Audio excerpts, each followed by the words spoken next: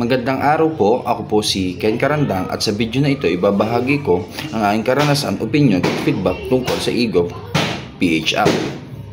Isang mobile application na ginawa ng gobyerno para mapadali ang pag-access sa mga online service ng iba't ibang ahensya. Nung una kong ginamit ang eGov PH app, natuwa ako dahil madaling gamitin at malinaw ang design. Nandun na halos lahat ng mga government agencies tulad ng SSS, PhilHealth, Pag-ibig, LTO at iba pa. Hindi ko kailangang magbukas ng maraming website o pumunta sa opisina.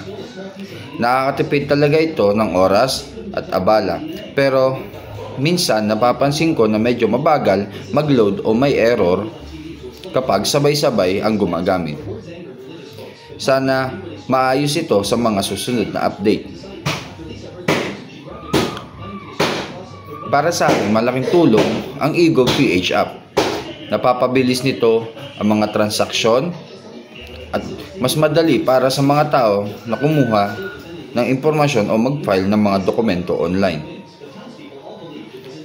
Maganda rin dahil nagpapakita ito ng pagbabago sa sistema ng gobyerno, pero kailangan pa rin na mas maraming improvement gaya ng mas mabilis na response at mga kumpletong serbisyo sa loob ng app. Sa kabuuan, maganda at kapaki-pakinabang ang eGov PH app.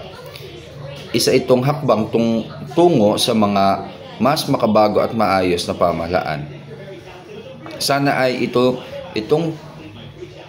pagandahin ng gobyerno para mas marami pang Pilipino ang makinabang. Inihikayat ko rin ang lahat at subukan at gamitin ito. Maraming salamat po at mabuhay tayong lahat.